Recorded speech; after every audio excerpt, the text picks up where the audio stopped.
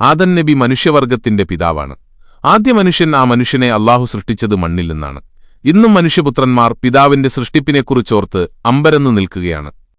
അല്ലാഹുവിന്റെ സൃഷ്ടിവൈഭവം ആദ്യ മനുഷ്യനെ ഖലീഫ എന്ന് വിളിച്ചത് സൃഷ്ടാവ് തന്നെ ഞാൻ ഭൂമിയിൽ ഖലീഫയെ നിയോഗിക്കാൻ പോകുന്നു മലക്കുകളുടെ മഹാസമൂഹത്തോട് അല്ലാഹു പ്രസ്താവിച്ചു. വല്ലാത്തൊരു അമ്പരപ്പോടെയാണവർ അത് കേട്ടത്. ഭൂമിയിൽ നേരത്തെ നിലനിന്നിരുന്ന ഒരു വർഗത്തെക്കുറിച്ചവർ പെട്ടെന്നോർത്തുപോയി. ഭൂമിയിൽ തിങ്ങിനിറഞ്ഞ വർഗവും കാമവും ക്രോധവും അവരെ വഴിപിഴപ്പിച്ചു. അക്രമാസക്തരായി ശാന്തമായി ഭൂമി കലാപപങ്കിലമാക്കി രക്തം ചാലിട്ടൊഴുകി അല്ലാഹു ആ വർഗത്തെ നശിപ്പിച്ചു കളഞ്ഞു. അപ്പോഴെല്ലാം ശാന്തമായി ഭൂമി സസ്യലതാദികളാൽ മനോഹരമായി തീർന്നു. അങ്ങനെ കാലം കടന്നുപോയി. ഇപ്പോഴിതാ അല്ലാഹു ഖലീഫയെക്കുറിച്ച് പ്രസ്താവിച്ചിരിക്കുന്നു. മലക്കുകളുടെ പ്രതികരണം ഇങ്ങനെയായിരുന്നു: ഭൂമിയിൽ കലാപമുണ്ടാക്കുകയും രക്തം ചിന്തുകയും ചെയ്യുന്ന ഒരു വിഭാഗത്തെ എന്തിന്ന് സൃഷ്ടിക്കുന്നു? നിന്നെ വഴ്ത്താനും സ്തുതികീർത്തനങ്ങൾ നടത്താനും മലക്കുകളായ ഞങ്ങളുണ്ടല്ലോ. അല്ലാഹു അവർക്ക് നൽകിയ മറുപടി ഇങ്ങനെയായിരുന്നു: നിങ്ങൾക്കറിയാത്തത് എനിക്കറിയാം. അതെ, എല്ലാം അറിയുന്നത് അല്ലാഹുവിന് മാത്രം, മലക്കുകൾ അറിയുന്നത് അവർക്കറിയിച്ചു കൊടുത്ത കാര്യങ്ങൾ മാത്രം. അതിനപ്പുറം അറിവുകളുടെ സാഗരങ്ങൾ തന്നെയുണ്ട്. അറിവുകളുടെ സാഗര സൂക്ഷിപ്പുകാരൻ അല്ലാഹു തന്നെ. ആ സാഗരങ്ങളുടെ ആഴവും പരപ്പുമറിയുന്നവൻ അല്ലാഹു മാത്രം. പടപ്പുകൾ അറിയുന്നത് പരിമിതമായ അളവിൽ മാത്രം. ഒരു കാര്യം തീരുമാനിക്കുമ്പോൾ കൂടിയാലോചന ആവശ്യമാണ്. മറ്റുള്ളവർ എന്തു പറയുന്നു എന്ന് കേൾക്കാമല്ലോ. ഇങ്ങനെയൊരു പാഠം കൂടി മനുഷ്യർ ഈ സംഭവത്തിൽ നിന്ന് പഠിക്കേണ്ടതുണ്ട്. അല്ലാഹു മലക്കുകളുമായി കൂടിയാലോചന നടത്തുന്നു, വിഷയം അവതരിപ്പിക്കുന്നു, മലക്കുകൾ പ്രതികരിക്കുന്നു. അല്ലാഹു മറുപടി പറയുന്നു: നിന്റെ റബ്ബ് മലക്കുകളോട് പറഞ്ഞ സന്ദർഭം ഓർക്കുക. നിശ്ചയമായും ഞാൻ ഭൂമിയിൽ ഒരു ഖലീഫയെ ഏർപ്പെടുത്തുവാൻ പോകുന്നു.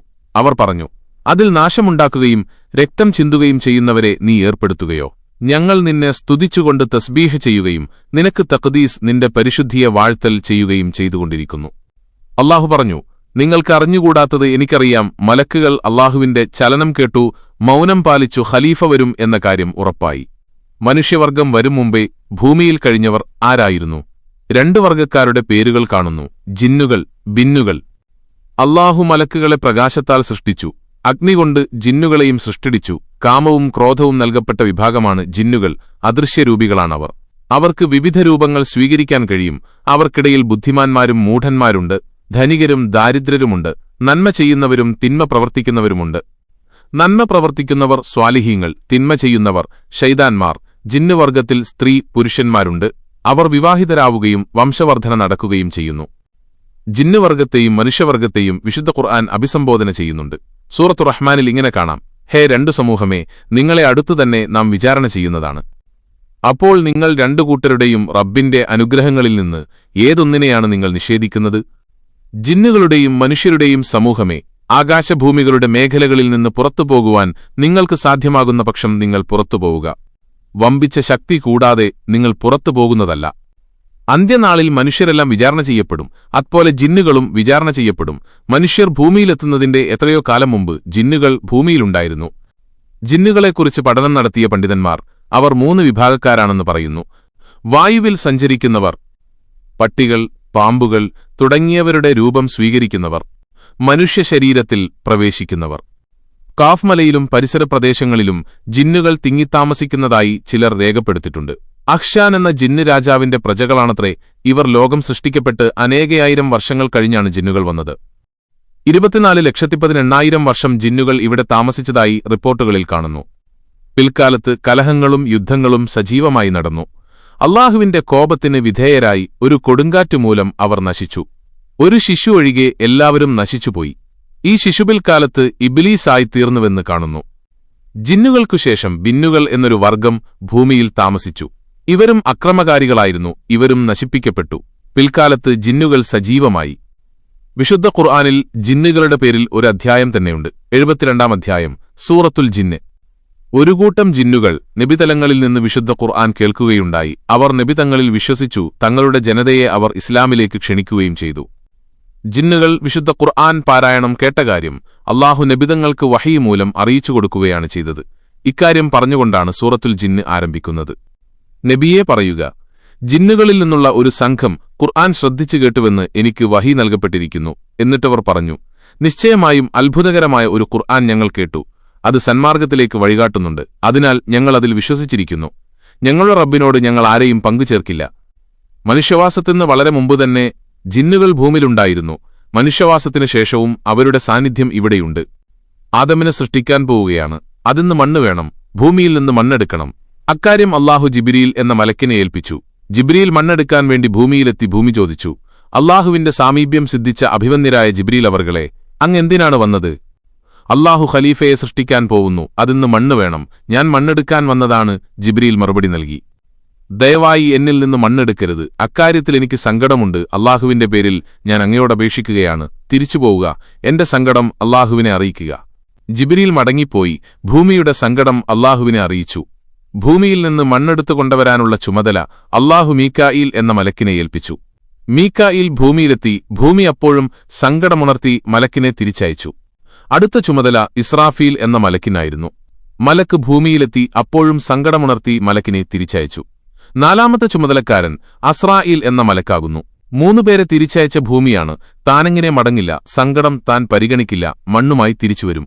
അസ്രായിൽ ഭൂമിയിലെത്തി. ഭൂമി ചോദിച്ചു, മഹാനായ മലക്കേ, അങ്ങെന്തിനാണ് വന്നത്? അല്ലാഹു ഖലീഫയെ സൃഷ്ടിക്കാൻ പോകുന്നു, അതിന്ന് മണ്ണ് വേണം, മണ്ണെടുക്കാൻ വന്നതാണ്. മണ്ണെടുക്കുന്നത് ദുഃഖകരമാണ്, എന്നെ സങ്കടപ്പെടുത്താതെ മടങ്ങിപ്പോവുക. മണ്ണെടുക്കാതെ ഞാൻ മടങ്ങിപ്പോവില്ല. അസ്രായിൽ ഭൂമിയുടെ സമ്മതമില്ലാതെ തന്നെ മണ്ണെടുത്ത് മടങ്ങിപ്പോയി. ഭൂമിക്ക് വലിയ സങ്കടമായി. ദയാലുവായ അല്ലാഹുവിനോട് പരാതിപ്പെട്ടു, ദയാലുവായ റബ്ബേ, എന്റെ സമ്മതമില്ലാതെ അസ്രായിൽ എന്നിൽ നിന്ന് മണ്ണെടുത്തുകൊണ്ടുപോയി. അല്ലാഹു ഭൂമിയെ സമാധാനിപ്പിച്ചുകൊണ്ട് പറഞ്ഞു, ഭൂമി, നീ സങ്കടപ്പെടേണ്ട, ഒരു തരത്തിലും വിഷമിക്കേണ്ടതില്ല. നിന്നിൽ നിന്നെടുത്ത മണ്ണ് നിന്നിലേക്ക് തന്നെ മടക്കപ്പെടും. ആ ചുമതലയും അസ്രായിൽ എന്ന മലക്കിന് തന്നെയായിരിക്കും. അസ്രായിൽ കൊണ്ടുവന്ന മണ്ണുകൊണ്ട് മനുഷ്യനെ പടക്കും. ആത്മാവ് ഊതും, ജീവൻ ലഭിക്കും. കുറേകാലം മനുഷ്യൻ ജീവിക്കും. നിശ്ചിത സമയം വരുമ്പോൾ അസ്രായിൽ വരും. മനുഷ്യ ശരീരത്തിൽ നിന്ന് ആത്മാവിനെ വലിച്ചൂരിയെടുക്കും. മനുഷ്യൻ മരിച്ചു. മരിച്ച മനുഷ്യനെ ഭൂമിയിലേക്കു മടക്കും. നഷ്ടപ്പെട്ടത് തിരിച്ചു കിട്ടുന്നു. മനുഷ്യരുടെ റൂഹിനെ പിടിക്കാനുള്ള ചുമതല അസ്രായിൽ എന്ന മലക്കിന്ന് നൽകപ്പെടുകയാണ്. മലക്ക് സങ്കടം ബോധിപ്പിച്ചു, അല്ലാഹുവേ, ജീവികൾ എന്റെ ശത്രുക്കളായി മാറും. അവരുടെ മരണത്തിന് കാരണക്കാരൻ ഞാനാണെന്ന് വരും. അല്ലാഹു മലക്കിനെ സമാധാനിപ്പിച്ചു, ജീവികളുടെ മരണത്തിന് ഞാൻ ഓരോ കാരണങ്ങൾ നൽകും. രോഗവും വാർദ്ധക്യവും നൽകും. ചിലർ അഗ്നി കാരണം മരിക്കും, ചിലർ വെള്ളം കാരണം മരിക്കും. അപകട മരണങ്ങളുണ്ടാവും. ആ സംഭാഷണം അങ്ങനെ അവസാനിച്ചു. കഅബ ഷരീഫ് നിൽക്കുന്ന ഭാഗത്തുള്ള വെള്ളം കൊണ്ടുവന്നു. മണ്ണിൽ വെള്ളമൊഴിച്ചു പാകപ്പെടുത്തി. സ്വർഗ്ഗവാതിൽ കൊണ്ടുവന്നു വെച്ചു. മണ്ണിന് ശോഭയും സുഗന്ധവും ഉണ്ടായി. പിന്നീട് അതിൽ മഴ വർഷിച്ചു. 33 ദിവസം സങ്കടത്തിന്റെ മഴ വർഷിച്ചു. ഒരു ദിവസം സന്തോഷത്തിന്റെ മഴ വർഷിച്ചു. മനുഷ്യൻ അനുഭവിക്കുന്ന ദുഃഖത്തിന്റെയും സന്തോഷത്തിന്റെയും അനുപാതം മനസ്സിലായല്ലോ. പിന്നെ മണ്ണിനെ ഉണ്ടാക്കി തട്ടിയാൽ ശബ്ദമുണ്ടാകും. ആ വിധത്തിൽ ഉണക്കി പാകമാക്കി ഈ മണ്ണുകൊണ്ടാണ് ആദമിനെ രൂപപ്പെടുത്തിയത്. ആദമിനെ രൂപപ്പെടുത്താൻ എത്ര കാലമെടുത്തു? 40 കൊല്ലം എന്ന് പറഞ്ഞവരുണ്ട്, 4000 കൊല്ലം എന്നഭിപ്രായപ്പെട്ടവരുണ്ട്. ഭൂമിയിൽ ഏതെല്ലാം ഭാഗത്തു നിന്നെടുത്ത മണ്ണുകൊണ്ടാണ് ആദമിന്റെ ശരീരം സൃഷ്ടിക്കപ്പെട്ടത്? ആദമിന്റെ മുഖം കഅബയുടെ സ്ഥാനത്തുള്ള മണ്ണുകൊണ്ടും നെഞ്ചും മുതുകും ബൈത്തുൽ മുഖദ്ദസിന്റെ സ്ഥാനത്തുള്ള മണ്ണുകൊണ്ടും സൃഷ്ടിച്ചു. തുടകൾ യമനിലെ മണ്ണുകൊണ്ടും, കണം കാലുകൾ ഈജിപ്തിലെ മണ്ണുകൊണ്ടും, പാദങ്ങൾ ഹിജാസിലെ മണ്ണുകൊണ്ടും, വലതുകൈ പൗരസ്ത്യനാട്ടിലെ മണ്ണുകൊണ്ടും, ഇടതുകൈ പാശ്ചാത്യനാട്ടിലെ മണ്ണുകൊണ്ടുമാണ് സൃഷ്ടിക്കപ്പെട്ടത്. ആദമിന്റെ മുഖം ബൈത്തുൽ മുഖദ്ദസിന്റെ സ്ഥാനത്തുള്ള മണ്ണുകൊണ്ടും, തൊലിയും തലമുടിയും സ്വർഗ്ഗത്തിലെ മണ്ണുകൊണ്ടും, പുരികങ്ങൾ ഹൗലുൽ കൗസറിലെ മണ്ണുകൊണ്ടും സൃഷ്ടിക്കപ്പെട്ടു. ആദം സന്തതികളായ മനുഷ്യരുടെ വർണ്ണത്തിലും സ്വഭാവത്തിലും താൽപ്പര്യങ്ങളിലുമുള്ള മാറ്റങ്ങൾ ഈ മണ്ണുകളുടെ ഗുണങ്ങളെ ആശ്രയിച്ചിരിക്കുന്നു. ആദം എന്ന പദത്തിന് മണ്ണ് എന്ന അർത്ഥമുണ്ട്. ഭൂമിയുടെ എല്ലാ ഭാഗത്തുനിന്നും മണ്ണെടുത്ത് സൃഷ്ടിച്ചതിനാലാണ് ഈ പേര് വന്നത്. റിപ്പോർട്ടുകളിൽ ഈ വിധത്തിലുള്ള വിവരണങ്ങൾ കാണാം. ചില പണ്ഡിതന്മാരുടെ വിവരണം ഇങ്ങനെ: അദമത്ത് എന്ന പദത്തിൽ നിന്നാണ് ആദമുണ്ടായത്. അദമത്ത് എന്നാൽ ഗോതമ്പ് വർണ്ണം. ആദം നബിക്ക് ഗോതമ്പ് വർണ്ണമായിരുന്നു.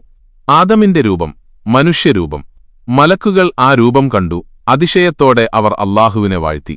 ഇബ്ലീസ് മലക്കുകളുടെ നേതാവായി വാഴും കാലം. മലക്കുകളെപ്പോലെയല്ല ഇബ്ലീസ് ചിന്തിച്ചത്.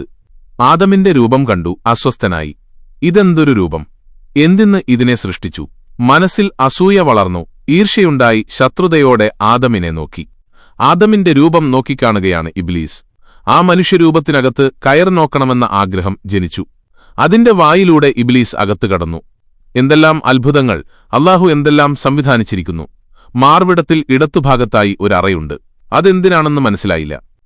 പിന്നീട് ഇബ്ലീസ് പുറത്തുവന്നു. മലക്കുകളോട് താൻ കണ്ട കാര്യങ്ങൾ വിശദീകരിച്ചു. എന്തൊക്കെയോ രഹസ്യങ്ങൾ ഇതിനകത്തുണ്ട്. ആദമിന്റെ രൂപം കണ്ട് മലക്കുകൾക്ക് ഭയം തോന്നി. ഇബ്ലീസ് ഇങ്ങനെ പ്രസ്താവിച്ചു: ഇതിൽ പേടിക്കത്തക്കതായി ഒന്നുമില്ല, ഇതിന്റെ ഉള്ളു പൊള്ളയാണ്. ആദമിന്റെ ശരീരത്തിൽ ആത്മാവ് പ്രവേശിക്കാൻ കാലമായി. പരിശുദ്ധമയൊരു ലോകത്തുനിന്ന് ആത്മാവിനെ കൊണ്ടുവരികയാണ്. ശരീരത്തിൽ പ്രവേശിക്കാൻ കൽപ്പന നൽകി. ആത്മാവ് മടിച്ചുനിന്നു. ശരീരത്തിനകത്ത് ഇരുട്ട്. ആ ഇരുട്ടിലേക്ക് കടക്കാൻ റൂഹിന്ന് മടി തോന്നി. നീ അതിൽ പ്രവേശിക്കുക. ശക്തമായ കൽപ്പന വന്നു. റൂഹ് ശരീരത്തിൽ പ്രവേശിച്ചു. ആ സമയം ആദമിൽ നിന്ന് തുമ്മൽ വന്നു. തുമ്മിക്കഴിഞ്ഞപ്പോൾ അല്ലാഹുവിന്റെ കൽപ്പന പ്രകാരം ആദം പറഞ്ഞു, അൽഹംദുലില്ലാഹ്. അല്ലാഹുവിന്റെ ഭാഗത്തുനിന്ന് ഇങ്ങനെ പറയപ്പെട്ടു, യർഹക്കുമുല്ലാഹ്, അല്ലാഹു നിന്നെ അനുഗ്രഹിക്കട്ടെ. ഒരു റിപ്പോർട്ടിൽ ഇങ്ങനെ കാണാം, പരിശുദ്ധ ലോകത്തുനിന്ന് ആത്മാവിനെ കൊണ്ടുവന്നു ആദമിന്റെ ശരീരത്തിൽ പ്രവേശിക്കാൻ കൽപ്പിച്ചു. ശരീരത്തിനകം ഇരുട്ടറ പോലെ തോന്നിച്ചു. ആത്മാവും മടിച്ചുനിന്നു. മുഹമ്മദ് നബിതങ്ങളുടെ പ്രകാശത്തെ ആദം നബിയുടെ നെറ്റിയിൽ പ്രവേശിപ്പിച്ചു. ആദമിന്റെ ശരീരമാകെ പ്രകാശമായി തീർന്നു. അപ്പോൾ റൂഹ് ശരീരത്തിൽ പ്രവേശിച്ചു. റൂഹ് ആദ്യം പ്രവേശിച്ചത് തലച്ചോറിലായിരുന്നു. 100 വർഷം വരെ അതവിടെ നിന്നു. പിന്നീട് റൂഹ് ആദമിന്റെ കണ്ണുകളിൽ പ്രവേശിച്ചു. അപ്പോൾ കാഴ്ചശക്തി കിട്ടി. കണ്ണു തുറന്നു ചുറ്റും നോക്കി അർശിന്റെ കാലുകൾ കണ്ടു. അതിൽ രേഖപ്പെടുത്തിയതിങ്ങനെയായിരുന്നു, ലാ ഇലാഹ ഇല്ലല്ലാഹു മുഹമ്മദുർ റസൂലുള്ളാഹി. ആദമിന്റെ കണ്ണുകൾ ആദ്യമായി കണ്ടത് ഈ അക്ഷരങ്ങളായിരുന്നു. റൂഹ് കർണങ്ങളിൽ പ്രവേശിച്ചു. കേൾക്കാനുള്ള ശക്തി കിട്ടി. അനുഗ്രഹീത ശബ്ദങ്ങൾ കേൾക്കുന്നു. റൂഹ് മൂക്കിലേക്ക് കയറി. പെട്ടെന്ന് തുമ്മൽ വന്നു. തുമ്മിയപ്പോൾ ഇങ്ങനെ പറഞ്ഞു, അൽഹംദുലില്ലാഹ് റബ്ബിൽ ആലമീൻ. അല്ലാഹുവിന്റെ ഭാഗത്തുനിന്ന് പറയപ്പെട്ടു, യർഹമുക റബ്ബുക യാ ആദം. ആദമേ, നിന്റെ റബ്ബ് നിന്നെ അനുഗ്രഹിക്കട്ടെ. റൂഹ് സഞ്ചരിച്ച സ്ഥലത്തെല്ലാം മാംസമുണ്ടായി. തൊലികൊണ്ട് പൊതിയപ്പെട്ടു. ഗ്രഹണശക്തി വന്നു. അവയവങ്ങൾ ചലിക്കാൻ തുടങ്ങി. റൂഹ് വയറ്റിലെത്തിയപ്പോൾ വിശപ്പുണ്ടായി. അല്ലാഹുവിന്റെ കൽപ്പനയനുസരിച്ച് മലക്കുകൾ ആദമെന്ന് സലാം ചൊല്ലി. ആദം നബി സലാം മടക്കി. ആദമിന്റെ സൃഷ്ടിപ്പ് പൂർത്തിയായി. ഇനി വിജ്ഞാനം നൽകുകയാണ്. ആദം നബി സംസാരം തുടങ്ങിയിട്ടില്ല, ഭാഷ പഠിച്ചിട്ടില്ല. ഭാഷ പഠിക്കണം, എന്നാൽ മാത്രമേ സംസാരിക്കാൻ കഴിയുകയുള്ളൂ. ഭാഷകൾ പഠിക്കുന്ന രീതി എല്ലാവർക്കും അറിയാം. ആദ്യം പഠിക്കുന്നത് നാമങ്ങളാണ്. നാമങ്ങൾ പഠിക്കാൻ ആദം നബി ഒരുങ്ങുകയാണ്. അല്ലാഹുവാണ് പഠിപ്പിച്ചുകൊടുക്കുന്നത്. സൂറത്തുൽ ബഖറയിൽ ഇങ്ങനെ കാണാം, അല്ലാഹു ആദമിന് സർവ്വവസ്തുക്കളുടെയും നാമങ്ങൾ പഠിപ്പിച്ചുകൊടുത്തു. അനന്തരം അവയെ മലക്കുകൾക്ക് കാണിച്ചു. എന്നിട്ടവൻ പറഞ്ഞു, നിങ്ങൾ ന്യായവാദികളാണെങ്കിൽ ഇവയുടെ നാമങ്ങൾ എന്നോട് പറയുക. സർവ്വവസ്തുക്കളുടെയും നാമങ്ങൾ ആദം നബി പഠിച്ചുകഴിഞ്ഞു. പിഞ്ഞാണവും കൈലും വരെ മലക്കുകളുടെ മുമ്പിൽ ഈ വസ്തുക്കൾ പ്രദർശിപ്പിച്ചു. അവയുടെ പേര് പറയാൻ അല്ലാഹു ആവശ്യപ്പെട്ടു. മലക്കുകൾക്ക് പേര് പറയാൻ കഴിഞ്ഞില്ല. അല്ലാഹു അവർക്ക് അവയുടെ പേരുകൾ പഠിപ്പിച്ചിട്ടില്ല. മലക്കുകൾക്ക് എന്താണോ പഠിപ്പിച്ചു കൊടുത്തിട്ടുള്ളത് അത് മാത്രമേ അവർക്കറിയുകയുള്ളൂ. സ്വയം പഠിക്കുന്നില്ല. പഠിച്ചാൽ ശരിയാവില്ല. അവരക്കാര്യം തുറന്നു പറയുന്നു. വിശുദ്ധ ഖുർആൻ പറയുന്നു, മലക്കുകൾ പറഞ്ഞു, നിന്റെ പരിശുദ്ധിയെ ഞങ്ങൾ വാഴ്ത്തുന്നു. നീ ഞങ്ങൾക്ക് പഠിപ്പിച്ചു തന്നിട്ടുള്ളതല്ലാതെ വേറെ യാതൊരു അറിവും ഞങ്ങൾക്കില്ല. നിശ്ചയമായും സർവജ്ഞനും യുക്തിമാനും നീ മാത്രമാകുന്നു. ഭൂമിയിൽ അല്ലാഹുവിന്റെ ഖലീഫയാണ് ആദം നബി. ആ ഖലീഫക്ക് സകല വസ്തുക്കളുടെയും പേര് പഠിപ്പിച്ചു. ഖലീഫയുടെ പദവി ഉയർത്തുകയാണ്. സകല വസ്തുക്കളും മലക്കുകളുടെ മുമ്പിൽ പ്രദർശിപ്പിക്കുന്നു. അവയുടെ പേര് പറയാൻ മലക്കുകളോടാവശ്യപ്പെടുന്നു. അവർക്ക് കഴിയുന്നില്ല. അവരുടെ കഴിവുകേട് തുറന്നു സമ്മതിക്കുന്നു. അപ്പോൾ ആദം നബിയോട് അവയുടെ പേരുകൾ പറഞ്ഞുകൊടുക്കാൻ അല്ലാഹു ആവശ്യപ്പെടുന്നു. ആദം എല്ലാ വസ്തുക്കളുടെയും പേര് പറഞ്ഞുകൊടുത്തു. ചില പണ്ഡിതന്മാരുടെ അഭിപ്രായമനുസരിച്ചു സകല സന്താനങ്ങളെക്കുറിച്ചും ആവശ്യമായ വിവരണങ്ങളും നൽകിയിട്ടുണ്ട്. അപ്പോൾ അല്ലാഹു മലക്കുകളോട് പറഞ്ഞു, ആകാശത്തിലെയും ഭൂമിയിലെയും സകല അദൃശ്യകാര്യങ്ങളും ഞാൻ അറിയുമെന്ന് ഞാൻ നിങ്ങളോട് നേരത്തെ തന്നെ പറഞ്ഞിട്ടില്ലേ? നിങ്ങൾ വെളിവായി പറയുന്നത് ഞാൻ അറിയും. വെളിവായി പറയാതെ ഒളിച്ചുവെക്കുന്നതും ഞാൻ അറിയും. വിശുദ്ധ ഖുർആൻ പറയുന്നു, അല്ലാഹു പറഞ്ഞു, ആദമേ, അവർക്കു ഈ വസ്തുക്കളുടെ പേരുകളെപ്പറ്റി പറഞ്ഞുകൊടുക്കുക. അങ്ങനെ ആദം അവയുടെ പേരുകളെപ്പറ്റി അവർക്ക് പറഞ്ഞുകൊടുത്തപ്പോൾ അല്ലാഹു പറഞ്ഞു, ഞാൻ നിങ്ങളോട് പറഞ്ഞില്ലേ, നിശ്ചയമായും ഞാൻ ആകാശഭൂമികളിലെ അദൃശ്യകാര്യങ്ങൾ അറിയുമെന്ന്. നിങ്ങൾ വെളിവാക്കുന്നതും നിങ്ങൾ ഒളിച്ചുവെക്കുന്നതും ഞാൻ അറിയുന്നതാണ്. നിങ്ങൾ ഒളിച്ചുവെക്കുന്നതും ഞാനറിയും എന്ന് പറഞ്ഞത് ആരെപ്പറ്റിയാണ്? ഇബ്ലീസിനെപ്പറ്റിയാണെന്ന് പലരും പറഞ്ഞിട്ടുണ്ട്. അവൻ മനസ്സിൽ ചിലതൊക്കെ ഒളിച്ചുവെച്ചിരുന്നു.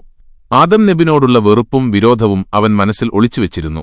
ആദമിനെ സൃഷ്ടിക്കാൻ എവിടെ നിന്നൊക്കെയാണ് മണ്ണെടുത്തതെന്ന് ജിബ്രീൽ എന്ന മലക്കിനോട് ഇബ്ലീസ് ചോദിച്ചു മനസ്സിലാക്കിയിരുന്നു.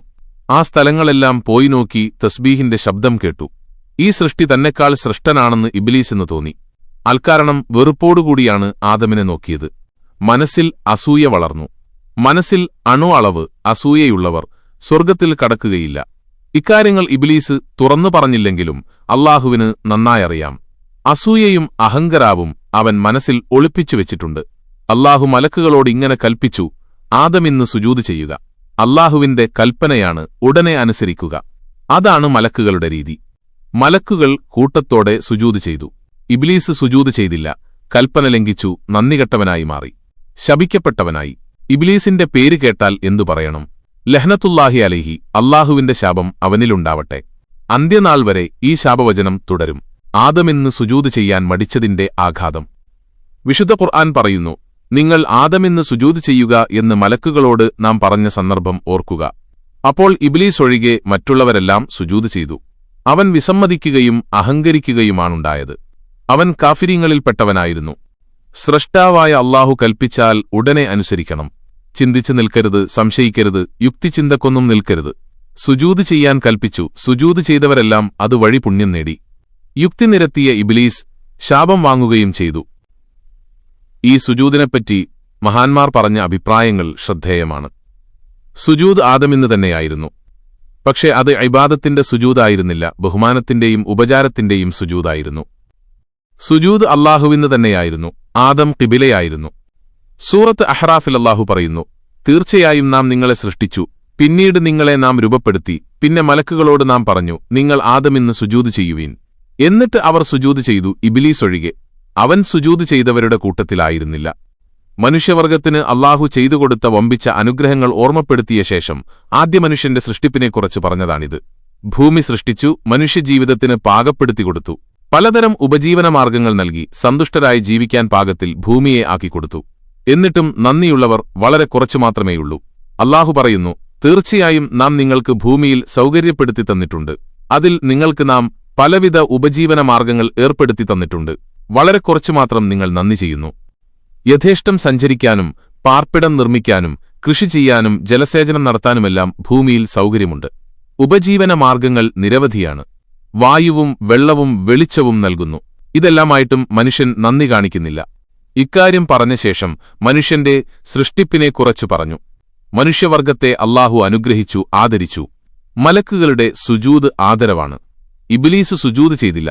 അതിനെപ്പറ്റി സൂറത്ത് അഹ്റാഫിൽ പറയുന്നു, അല്ലാഹു ചോദിച്ചു, നിന്നോട് ഞാൻ കൽപ്പിച്ചപ്പോൾ നീ സുജൂദ് ചെയ്യാതിരിക്കാൻ തക്കവണ്ണം നിന്നെ തടസ്സപ്പെടുത്തിയതെന്താണ്? ഇബ്ലീസ് പറഞ്ഞു, ഞാൻ ആദമിനേക്കാൾ ഉത്തമനാകുന്നു. എന്നെ നീ അഗ്നിയിൽ നിന്ന് സൃഷ്ടിച്ചിരിക്കുന്നു, ആദമിനെ നീ മണ്ണിൽ നിന്നും സൃഷ്ടിച്ചിരിക്കുന്നു. സുജൂദ് ചെയ്യുന്നതിൽ നിന്ന് ഇബ്ലീസിനെ തടഞ്ഞ വികാരം അതായിരുന്നു അഹങ്കാരം. എന്നെ അഗ്നിയിൽ നിന്നാണ് സൃഷ്ടിച്ചത്, ആദമിനെ മണ്ണിൽ നിന്നും, അതിനാൽ ഞാനാണ് കൂടുതൽ ഉത്തമൻ. മലക്കുകൾ പ്രകാശത്താൽ സൃഷ്ടിക്കപ്പെട്ടവരാണ്, അവർ സുജൂദ് ചെയ്തു. അഗ്നിയിൽ സൃഷ്ടിക്കപ്പെട്ട ഇബ്ലീസ് മാറി നിന്നു. മനുഷ്യരുടെയും ജിന്നുകളുടെയും ഉൽപ്പത്തിയെക്കുറിച്ച് സൂറത്ത് ഹിജ്റിൽ പറയുന്നുണ്ട്. ആദമിനെ സൃഷ്ടിച്ച മണ്ണിനെക്കുറിച്ച് പലവിധത്തിൽ പരാമർശം കാണാം. മണ്ണ്, കളിമണ്ണ്, ഒട്ടുന്ന പശിമയുള്ള കളിമണ്ണ്, ചൂളമൺ പോലെ ചിലപ്പുള്ള മണ്ണ്. ജിന്നിനെ അഗ്നിയിൽ നിന്ന് സൃഷ്ടിച്ചു, ജിന്നിനെ അഗ്നിയുടെ ജ്വാലയിൽ നിന്ന് സൃഷ്ടിച്ചു എന്നിങ്ങനെയും കാണാം. സൂറത്ത് ഹിജ്റിൽ അല്ലാഹു പറയുന്നു, തീർച്ചയായും പാകപ്പെടുത്തപ്പെട്ട കളിമണ്ണിൽ നിന്ന് ചിലപ്പുണ്ടാകുന്ന മണ്ണിനാൽ മനുഷ്യനെ നാം സൃഷ്ടിച്ചിരിക്കുന്നു.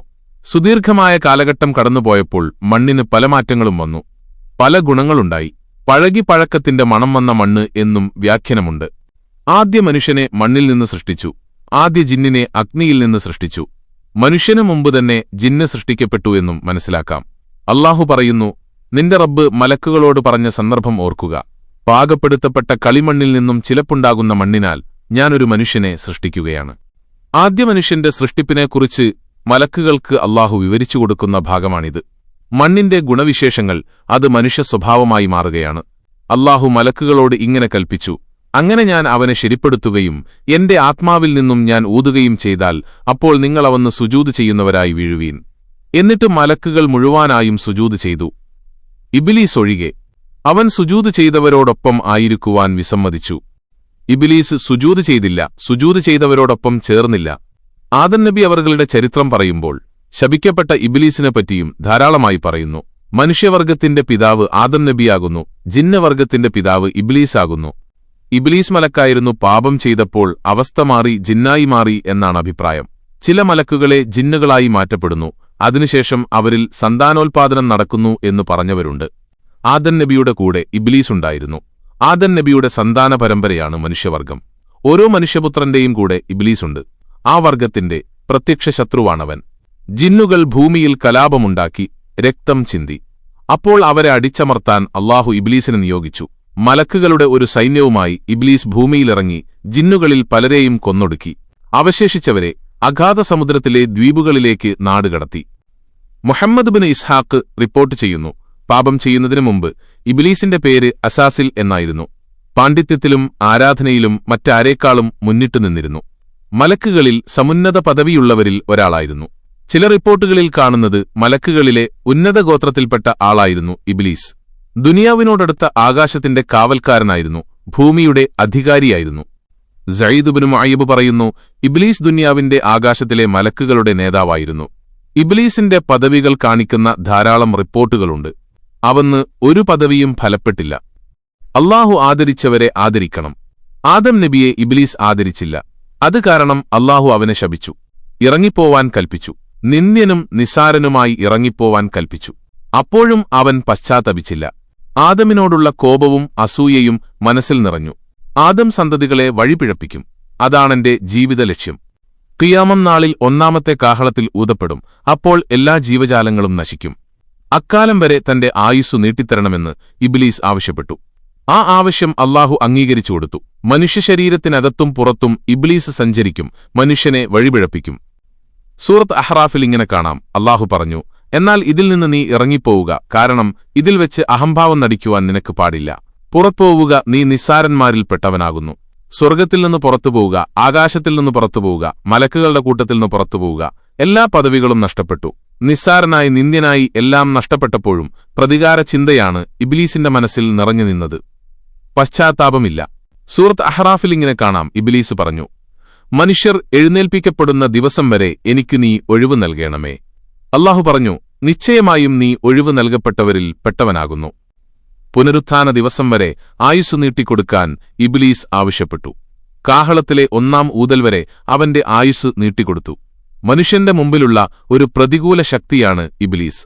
ആത്മീയതയിലേക്കുള്ള മനുഷ്യമുന്നേറ്റത്തിന്റെ തടസ്സമാണ് ഇബ്ലീസും ശൈത്വാന്മാരും. അവരെ സമരം ചെയ്ത് തോൽപ്പിച്ചു മുന്നേറണം. അപ്പോഴാണ് വിജയത്തിന്റെ മധുരം അനുഭവിക്കുക. ഇബ്ലീസ് ജിന്നുകളുടെ പിതാവല്ല എന്ന അഭിപ്രായവും നിലവിലുണ്ട്. ജിന്നുകളുടെ പിതാവിന്റെ പേര് ജാദ് എന്നാണത്രേ. ജാനിന്റെ പുത്രന്മാരിൽ ഒരാളാണത്രേ ഇബ്ലീസ്. ഒരു ജിന്ന് സ്ത്രീയെ ഇബ്ലീസ് വിവാഹം ചെയ്തു. ഇതിലുണ്ടായ മക്കളെ ശൈത്വാന്മാർ എന്ന് വിളിക്കുന്നു. ആ നിലക്ക് ശൈത്വാന്മാരുടെ പിതാവാണ് ഇബ്ലീസ് എന്നു പറയാം.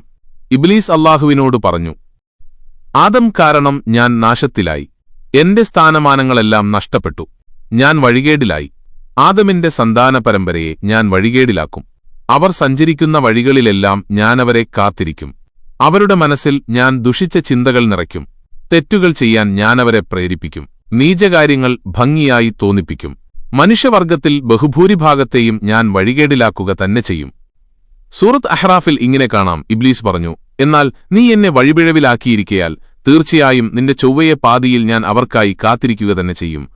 ധിക്കാരത്തിന്റെ ഭാഷയിൽ ഇബ്ലീസ് തുടർന്നു, മനുഷ്യരുടെ മുമ്പിലൂടെയും പിന്നിലൂടെയും ഞാൻ വരും. അവരുടെ ഇടതുഭാഗത്തുകൂടെയും വലതുഭാഗത്തുകൂടെയും ഞാൻ വരും. ഞാൻ പറയുന്നവർ കേൾക്കും, അനുസരിക്കും.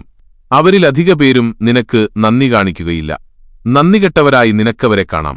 മനുഷ്യരെ വഴിപിഴപ്പിക്കാൻ കഴിയുമെന്ന കാര്യത്തിൽ അവന്നു നല്ല വിശ്വാസമുണ്ട്. വിശുദ്ധ ഖുർആൻ പറയുന്നു, ഇബ്ലീസ് പറഞ്ഞു, അവരുടെ മുമ്പിലൂടെയും അവരുടെ പിന്നിലൂടെയും അവരുടെ വലഭാഗത്തുനിന്നും ഇടതുഭാഗത്തുനിന്നും ഞാനവരുടെ സമീപം ചെല്ലുക തന്നെ ചെയ്യും. അവരിൽ അധികപേരും നന്ദി കാണിക്കുന്നവരായി നീ കണ്ടെത്തുന്നതുമല്ല.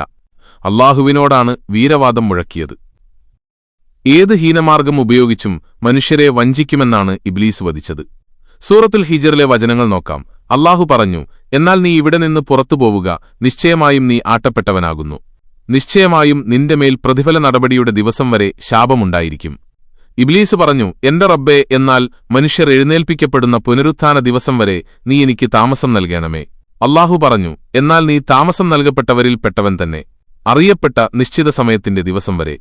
അന്ത്യനാൾ വരെ ഇബ്ലീസിന് സമയം നീട്ടിക്കൊടുത്തു. പുനരുത്ഥാനം വരെ കിട്ടിയില്ല. അന്ത്യനാൾ വരെയുള്ളവരെ വഴപിഴപ്പിക്കാൻ ശ്രമിക്കാം.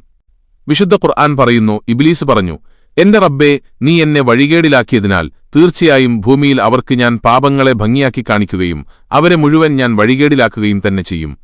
എല്ലാവരെയും വഴികേടിലാക്കുമെന്ന് ഇബ്ലീസ് പറഞ്ഞു. പിന്നെ ഇങ്ങനെ തിരുത്തി, നിന്റെ നിഷ്കളങ്കരായ അടിയാന്മാരെ ഒഴികെ സർവകാര്യങ്ങളും അല്ലാഹുവിൽ ഭാരമേൽപ്പിച്ച സത്യവിശ്വാസികളുടെ ഒരു സംഘം ഭൂമിയിലുണ്ടാവും. അവരെ വഴിപിഴപ്പിക്കാൻ കഴിയില്ല. അവരുടെ മുമ്പിൽ ഇബ്ലീസ് വിജയിക്കില്ല. വിശുദ്ധ ഖുർആനിൽ ഇങ്ങനെ കാണാം, ഇബ്ലീസ് പറഞ്ഞു, അവരിൽ നിന്നുള്ള നിന്റെ നിഷ്കളങ്കരാക്കപ്പെട്ട അടിമകളൊഴികെ. അല്ലാഹു പറഞ്ഞു, ഇത് എന്റെ മേൽ ബാധ്യസ്ഥമായ ചൊവ്വായ മാർഗമാകുന്നു. എന്റെ നിഷ്കളങ്കരായ അടിമകളെ നിനക്ക് വഴിപിഴപ്പിക്കാനാവില്ല. അവരെ ഞാൻ കാത്തുരക്ഷിക്കും, അതെന്റെ ബാധ്യതയാണ്. അല്ലാഹു വീണ്ടും പറയുന്നു, തീർച്ചയായും എന്റെ അടിമകൾ, അവരുടെ മേൽ നിനക്ക് യാതൊരു അധികാരശക്തിയുമില്ല, നിന്നെ പിൻപറ്റുന്ന വഴികെട്ടവരൊഴികെ. ഇബ്ലീസിനും അവനെ പിൻപറ്റുന്നവർക്കും പരലോകത്ത് താമസിക്കാനുള്ള ഭവനമുണ്ട്, ജഹന്നം എന്ന നരകം. വിശുദ്ധ ഖുർആൻ പറയുന്നു, നിശ്ചയമായും ജഹന്നം അവരുടെ മുഴുവനും വാഗ്ദത്ത സ്ഥാനമാകുന്നു. ഇബ്ലീസിന്റെ പ്രേരണ കൊണ്ട് മനുഷ്യർ പലതരം പാപങ്ങൾ ചെയ്യും. എല്ലാ പാപങ്ങളും ഒരുപോലെയല്ല. ചിലർ മനുഷ്യരെ വധിക്കും, അത് കൊടുംപാപമാണ്. അല്ലാഹുവിൽ പങ്കര കൽപ്പിക്കും, അത് ശിർക്കാണ് വൻപാപം. അഹങ്കാരം, അസൂയ, നുണപറയൽ എല്ലാം തെറ്റുകൾ തന്നെ. പാപത്തിന്റെ കടുപ്പമനുസരിച്ച് പലതരം ശിക്ഷകൾ നൽകും, പല നരകങ്ങൾ, അതിലേക്ക് പല വാതിലുകൾ. വിശുദ്ധ ഖുർആൻ വചനത്തിൽ 7 നരകവാതിലുകളെക്കുറിച്ച് പരാമർശിക്കുന്നത് കാണാം. നരകത്തിന് 7 വാതിലുകളുണ്ട്. ഓരോ വാതിലിനും അവരിൽ നിന്ന് വിഹിതം ചെയ്യപ്പെട്ട ഓരോ ഭാഗം ആളുകളുണ്ടായിരിക്കും. എല്ലാ വാതിലിലൂടെയും ആളുകൾ കടന്നുവരാനുണ്ടാവും. ഒന്നും വെറുതെയാവില്ല. അതികഠിനമായ ശിക്ഷയാണ് അവർ അനുഭവിക്കുക. ഇബ്ലീസിനെ പിൻപറ്റിയവർ ഏറ്റവും വലിയ നിർഭാഗ്യവാന്മാരാകുന്നു. ദുനിയാവിന്റെ വഞ്ചനയിൽപ്പെട്ടവരാണവർ. സൂറത്തുൽ അൽ കഹ്ഫിലെ ഒരു വചനം ഓർക്കുക, നാം മലക്കുകളോട് നിങ്ങൾ ആദമിന്ന് സുജൂദ് ചെയ്യുവീൻ എന്നു പറഞ്ഞപ്പോൾ അവർ സുജൂദ് ചെയ്തു, ഇബ്ലീസ് ഒഴികെ. അവൻ ജിന്നുവർഗത്തിൽപ്പെട്ടവനായിരുന്നു. അതിനാൽ അവൻ തന്റെ റബ്ബിന്റെ കൽപ്പനയെ ധിക്കരിച്ചു. എന്നിരിക്കെ നിങ്ങൾ എന്നെ വിട്ട് അവനെയും അവന്റെ സന്തതികളെയും കാര്യകർത്താക്കളാക്കുന്നുവോ? അവർ നിങ്ങൾക്ക് ശത്രുക്കളുമാകുന്നു. അക്രമികൾക്ക് സ്വീകരിക്കുവാൻ പകരം കിട്ടിയത് വളരെ മോശം തന്നെയാ. കൃഷി ചെയ്യാനും വസ്ത്രം നിർമ്മിക്കാനും വീടുണ്ടാക്കാനും അല്ലാഹു അദ്ദേഹത്തെ പഠിപ്പിച്ചു. ആദ്യമായി കഅബ നിർമ്മിച്ചത് ആദം നബിയാണെന്നും വിശ്വസിക്കപ്പെടുന്നു. തന്റെ മക്കൾക്കും പൗത്രന്മാർക്കും ഏകദൈവ വിശ്വാസവും സന്മാർഗവും അദ്ദേഹം പഠിപ്പിച്ചുകൊടുത്തു. ആദം നബി ഏകദേശം 1000 വർഷത്തോളം ജീവിച്ചതായാണ് ചരിത്രരേഖകൾ സൂചിപ്പിക്കുന്നത്. അദ്ദേഹത്തിന്റെ ചരിത്രം മനുഷ്യന്റെ സൃഷ്ടിപ്പിനെക്കുറിച്ചും തെറ്റുകൾ ചെയ്താൽ പശ്ചാത്തപിക്കേണ്ടതിന്റെ പ്രാധാന്യത്തെക്കുറിച്ചും നമുക്ക് വലിയ പാഠങ്ങൾ നൽകുന്നു. മനുഷ്യരാശിയുടെ തുടക്കം കേവലം ശാരീരികമായ ഒന്നല്ലെന്നും അത് അറിവിന്റെയും അധ്വാനത്തിന്റെയും അടിത്തറയിൽ പടുത്തുയർത്തിയതാണെന്നും ഈ വരികൾ നമ്മെ ഓർമ്മിപ്പിക്കുന്നു. വീഡിയോ ഇഷ്ടപ്പെട്ടാൽ ചാനൽ സബ്സ്ക്രൈബ് ചെയ്യാനും പുതിയ വീഡിയോകളുടെ നോട്ടിഫിക്കേഷനായി ബെല്ലൈക്കൺ അമർത്താനും മറക്കരുത്.